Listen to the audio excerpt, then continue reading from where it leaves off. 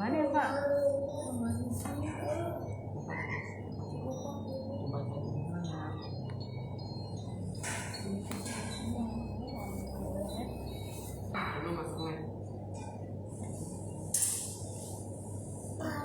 Halaman 2. Kalau di file dia ke 12.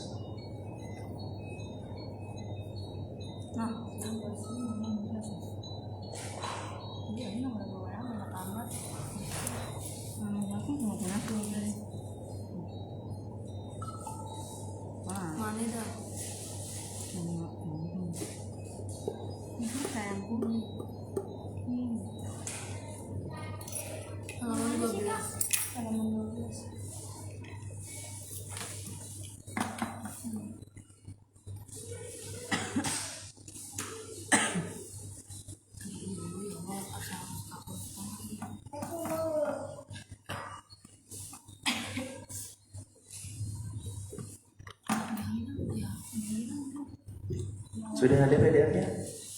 Ada Pak. Siapa ya? Oh, enggak apa-apa. Ya, enggak apa-apa. Bismillahirrahmanirrahim.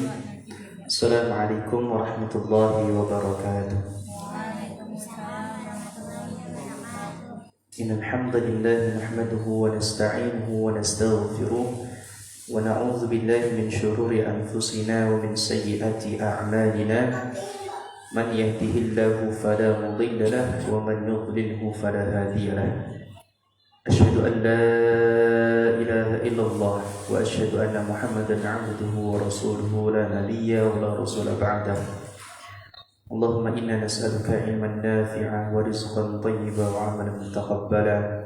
Allahumma anfa'na bima 'allamtana wa 'allimna ma yanfa'una wa zidna ilman nafi'an.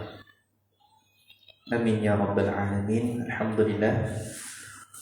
Ikhwan wa akhwat barakallahu fikum. Sore ini masih bisa datang lagi ya, setelah 2 hari absen, setelah 2 hari alfa.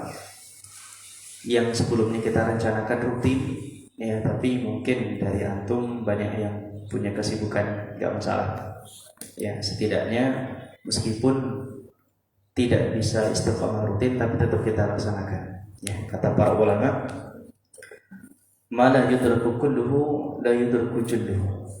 Sesuatu itu kalau kita nggak bisa meraih semuanya, minimal jangan ditinggal semuanya, minimal dapat sebagiannya. Ya, jadi meskipun kita nggak bisa tetap ya istimror dalam kehadiran, minimal kita hadir sehari atau 2 hari kemudian, atau 2 hari sekali atau 3 hari sekali. Ya, itu untuk apa? Supaya tetap ada kegiatan bermanfaat yang harus kita lakukan. Sekali lagi Bapak bikin seperti ini daripada kalian banyak obrolan di sana yang enggak karuan. Ya, yang ada malah nanti maksudnya rame, kadang duduk-duduk di jalan enggak jelas, duduk di depan pintu, dan itu sesuatu yang kurang baik. Ya, sesuatu yang apa? Kurang baik. Baik, kita langsung saja masuk ke pembahasan ya. Masih ingat kitab yang kita pelajarin? Kitab Al-Adabul Asyarah. Kitab 10 adab yang menjadi pokok-pokok adab dalam kehidupan kita sehari-hari, yang ditulis oleh Syekh Muhammad Al-Utsaimin. Syekh Muhammad Al-Utsaimin hafizullah wa rahimahullah ta'ala. Coba dibaca Irfan. Ayo. Kalau nggak salah kita sudah sampai di halaman 2. Kalau di file itu ke-12. Adapun adab adalah berasal dari bahasa Arab. Ya, kemarin kita terakhir kita tutup dengan kenapa 10 dinamakan 10? Kenapa hanya 10? Ada 2 alasan. Terus bawahnya adapun adab. Ya, tafadhal. Siapa yang wajib? Halaman 2 sudah. Kalau di file itu ke-12. Kalau di file itu ke-12, tapi di bukunya di situ halaman kedua. Coba sini HP-nya. Oh, Ada. Adapun adab adalah berasal dari bahasa Arab. Ayo, wal adabu jam'u adabin wa huwa ma yuhamida asyar'an wa 'urfan. Adab adalah berasal dari bahasa Arab, yaitu adab berarti segala sesuatu yang terpuji baik secara syariat ataupun adat. Terus? Maka semua hal yang terpuji secara syariat ataupun adat adalah adat, dan hakikat adat adalah segala peragai yang baik. Ya. Penulis mengatakan wal adabu jam'u adabin wa huwa humida syar'an aw 'urfan. Jadi adab itu segala sesuatu yang dipuji syariat, dipuji oleh syariat atau dipuji oleh masyarakat, kebiasaan masyarakat. Jadi dua-duanya ini, syariat Islam ataupun masyarakat, kalau dua aspek ini memuji, mengatakan hal ini baik, berarti ini adab. Jadi dua aspek ini timbangannya dua, ya. Dan nggak boleh salah satu saja, nggak bisa. Misal, ya kemarin sudah dijelaskan, ketika kebiasaan orang Arab atau adab di Arab itu dengan orang tua kita memegang kepalanya, akramakumullah, memegang kepalanya dan mencium kepalanya. Coba kita praktekkan di Indonesia gimana? Ya, Devina misalkan, datang neneknya, ya, assalamualaikum, waalaikumsalam. Datang neneknya, kepala neneknya dipegang, kemudian dicium. Sopan nggak kira-kira? Di Indonesia tidak sopan. Tapi kalau di Saudi Arabia atau di Timur Tengah sana, itu adab yang bagus. Ya, itu adab yang bagus. Nah, timbangannya harus dua. Kebiasaan masyarakatnya menganggap itu baik dan syariat menganggap itu baik. Baru itu adab. Kemudian orang yang beradab namanya adibun atau muta'addibun. Ya, kemarin sudah kita singgung bahwa ketika kita bertanya, sepenting apa sih manusia punya adab? Sepenting apa kita nih, kita anak-anak remaja, ya nggak cuma remaja, orang-orang dewasa, beradab itu penting nggak? Penting. Jawabannya adalah sepenting sebagaimana kalian suka dikatakan bahwa kalian orang yang beradab. Ya, kebalikannya. Dan ketika efek seseorang tidak beradab sama.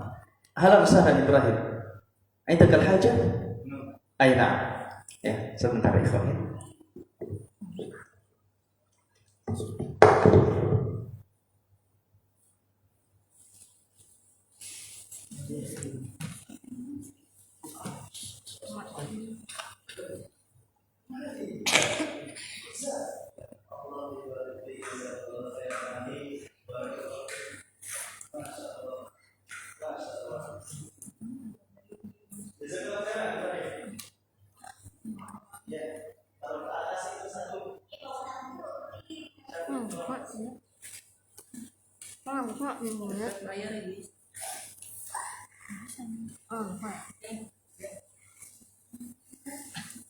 Ada saudara kita ngasih pizza panjangnya 2 meter. Masya Allah, barakallahu fiik.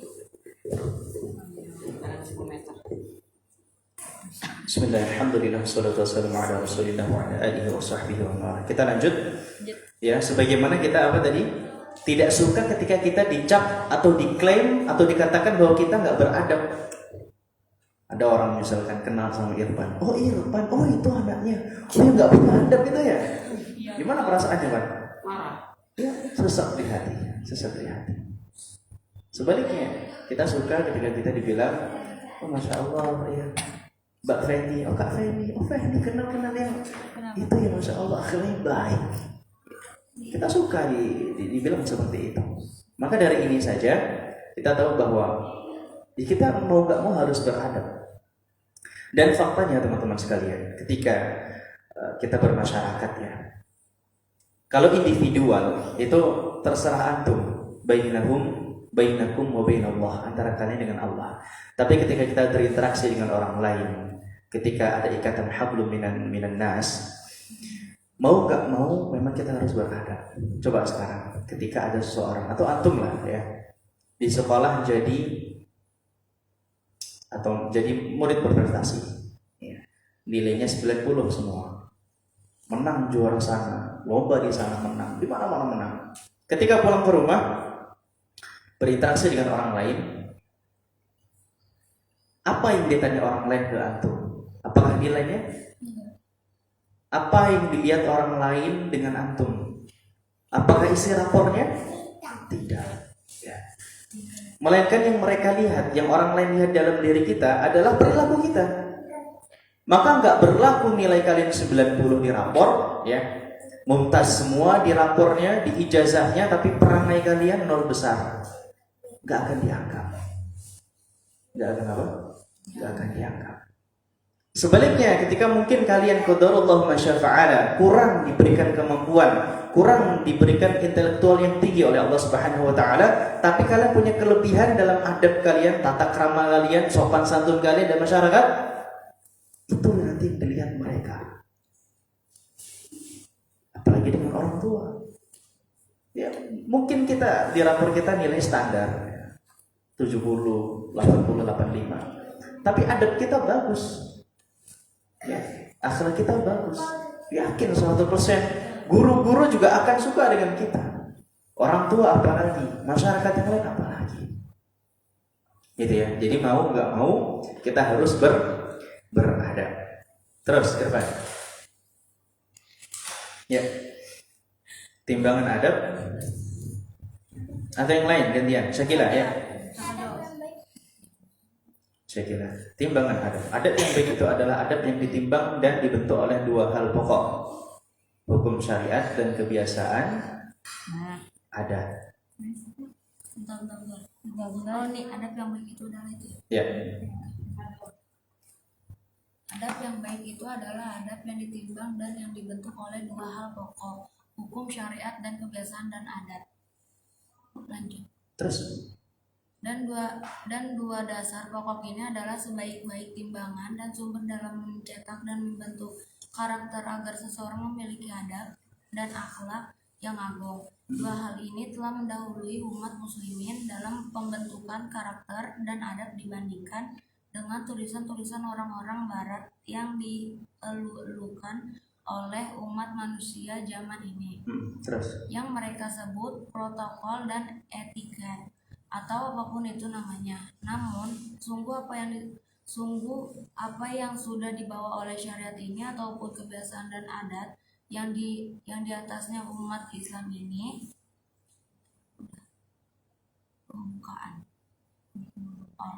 berkembang adalah lebih mulia dan lebih tinggi derajatnya dibandingkan yang dimiliki selain mereka. Maka hendaklah bagi seorang yang memiliki ilmu atau penuntut ilmu untuk bersungguh-sungguh dalam mewujudkan adab-adab ini dengan dua hal. Pertama, hendaklah dia menjadikan sumber dalam mengetahui yang mana adab yang baik adalah syariat yang kokoh ini dan adat yang lurus. Maka dua hal ini sudah mencukupi dari yang lainnya.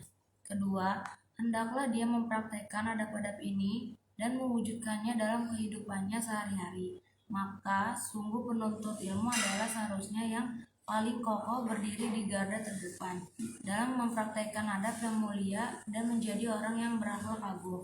Sungguh manusia yang paling suci yaitu Nabi Muhammad SAW adalah orang yang sempurna akhlaknya.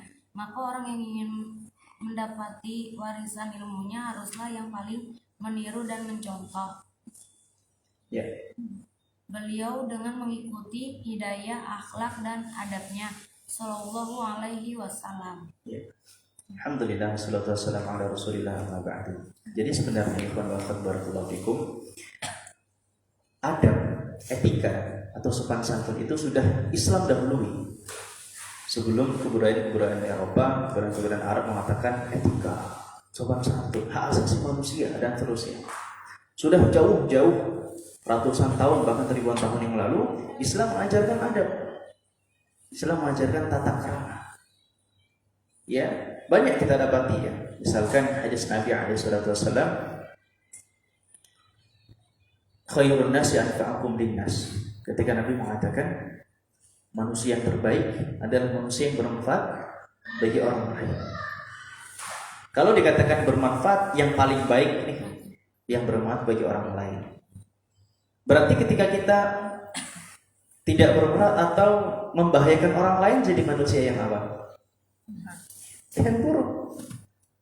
Ya, hadis lain misalkan, man kana yu'minu billahi falyakul khairan aw liyasmut. Wa man kana yu'minu billahi falyasil rahimah. Nabi mengatakan, barang siapa yang beriman kepada Allah dan beriman kepada hari akhir, maka hendaklah ia berkata yang baik atau diam. Pilihannya ada dua, ikhwan. Kalau kita beriman kepada Allah dan beriman kepada siapa tadi? Hari kiamat, hari akhir, maka hendaklah kita berkata yang baik atau diam. Baik atau diam, enggak ada di tengah-tengah. Ya. Enggak ada di tengah-tengah. Pilihannya ada dua. Lisan kita kalau nggak bisa mengatakan, mengucapkan yang baik-baik, ya sudah tahan. Daripada kita mengatakan yang buruk. Dan ini zaman ini ya, akhir zaman ini sudah kita dapati banyak di kalangan remaja-remaja umuran kalian melanggar hadis Nabi yang mulia itu. Betul apa betul? Betul. Kita saksikan bagaimana suasana toksik di kelas antum, suasana toksik di kampus antum. Ya, suasana toksik di sekeliling rumah antum, gimana hebatnya? Ya, seakan-akan ya Taman Safari dan Ragunan itu sudah ada di sekitar kalian. Pindah ya, Ragunan sama Taman Safari sudah pindah di sekeliling kalian. Walhamdulillah. Bagaimana bisa seorang mukmin bermudah-mudahan dengan kalimat-kalimat yang keji, kalimat-kalimat yang fujur, kalimat-kalimat yang gak ada faedahnya, la faedata fihi. Sedangkan dia seorang muslim, sedangkan dia mengaku seorang muslim, ia menjaga sholatnya, ia berusaha bagaimana caranya bisa masuk surga. Ya, para sahabat, para nabi, para tabi'in mereka, para nabi terutama, ya, yang sudah dijamin surganya, kebaikannya, maksum, dosanya diampuni, masih seperti itu, menjaga lisannya, menasihati orang lain, ayo jaga lisannya. Kita siapa? Ya, hafal Quran enggak, sholat bolong-bolong, puasa juga kadang bolong, surga juga masih berantakan, amal juga masih sedikit, sedekah juga masih jarang-jarang. Nah, seperti ini harapan kita masuk surga yang inilah, ya, cita-citanya berhasil lah, dapat jodoh yang soleh yang akhwat misalkan, dapat jodoh yang solehah yang laki-laki misalkan, tapi tidak ada himmah, tidak ada perlakuan yang seolah-olah kita pantas untuk hal itu. Ya, ikhwan sama, atau yang apa juga sama. Ingin laki-laki yang soleh misalkan, tapi dirinya sendiri tidak disolehahkan sendiri, lisannya tidak bisa dijaga. Begitu juga sebaliknya. Itulah Islam. Islam itu indah sekali. Semuanya sudah Allah atur, semuanya sudah Allah jelaskan termaktub dalam Al-Quranul Karim dan hadis Nabi alaihi salatu wassalam. Alhamdulillah kita sudah selesai mukadimah dan insyaallah besok kita lanjutkan di adab pertama. Ya, sekedar sharing saja. Besok anak harap antum yang hadir ini juga hadir. Ya, usahakan kita selesai sebelum anak pulang kampung. Selesai ini kitab. Ya, kitabnya sedikit. Cuma ada 10. Kita sudah mau masuk yang pertama. Ya, besok adab tentang salam, kemudian lanjut adab tentang makan, adab tentang bersin, adab tentang bertamu. Ini 10 adab ini adalah 10 yang penting. Alhamdulillahirabbil alamin. Sebelum anda tutup, yang mengingatkan untuk ikhwan, untuk anak pribadi dan kita semua yang mendengarkan suaranya ini. InsyaAllah malam ini kita masuk ke malam 21 ya, malam ganjil, malam yang seluruh umat muslim di seluruh dunia mengharapkan kehadiran Lailatul Qadar dan kita bisa bertemu dengannya. Ya, banyak sekali berita-berita Nabi alaihi salatu wasallam tentang supaya kita ini sungguh-sungguh untuk bertemu dengan malam Lailatul Qadar ya. Salah satunya hadis Nabi alaihi salatu wasallam, kana Nabi sallallahu alaihi wasallam idza dakhala al-'ashru syadda mi'zarahu wa ahya laylahu wa ayqadha ahlahu. Nabi itu kalau sudah masuk 10 malam terakhir ya, sabuknya, gespernya, selendangnya itu dikencengin sama beliau. Artinya apa? Siap-siap siaga, ini saya masuk 10 hari terakhir, harus siap. Dan ketika beliau masuk 10 hari terakhir, beliau membangunkan keluarganya. Dibangunkan, malam dibangunkan, dihidupkan dengan qiyamul lail, sholat lagi. Antum sudah sholat tarawih malam, sholat lagi nggak apa-apa. Yang penting nggak usah witir. Dan terus perbanyak baca Quran. Ini tinggalkan kalau bisa. Ya, untuk adik-adik yang biasanya kumpulkan. Karena ini syaitan. Ya meskipun kita tahu hadis bahwa ketika Ramadan syaitan dibelenggu, tapi syaitan yang ini enggak. Bahkan kalian kantongin. Ya. Kalian nanti yang terbelenggu oleh syaitan yang ini. Maka saran Bapak, adik-adik yang beriktikaf, dikumpulkan HP-nya, belajar, dipaksa dirinya untuk jadi hamba yang soleh. 10 hari terakhir. Coba kalian renungkan. Setelah 10 hari ini lewat, Ramadan sudah selesai. Hari-hari yang pahalanya setiap hari kita harapkan dilipat gandakan, ampunan dibukakan, pintu surga dibuka, pintu neraka ditutup. Setelah 10 hari ini selesai. Hari biasa lagi. Udah habis waktu kalian. Maka pergunakanlah. Sama-sama kita saling menasihati. Ada teman yang kelihatan loyo, ayo bangunkan, ayo semangat. Ada yang kelihatan malas-malasan, ayo sini semangat. Sama-sama kita beribadah, sama-sama kita mendekatkan diri kepada Allah. Kita nggak tahu kita masuk surga dengan apa. Barangkali dengan kita ngasih semangat teman kita, dengan hal itu kita ikhlas ridholillahi ta'ala, dengan itu Allah selamatkan kita dari neraka. Bisa jadi. Ya tidak. Ya. Jadi pergunakan ikhwan 10 malam terakhir ini, apalagi di malam-malam ganjil, antum harus semangat. Ya, antum harus jadi anak soleh. Apapun keadaan antum, mau jadi dokter, mau jadi tentara, guru, apapun itu, tentara, polisi, ASN, ya apapun itu, yang laki-laki jadi anak yang soleh harus. Yang perempuan atau yang jadi anak yang soleh. Ya. Sallallahu ala nabiyina Muhammad wa akhiru da'wana alhamdulillahi rabbil alamin. Subhanakallahumma bihamdika asyhadu an la ilaha illa anta astaghfiruka wa atubu ilaik. Assalamualaikum warahmatullahi wabarakatuh. Waalaikumsalam.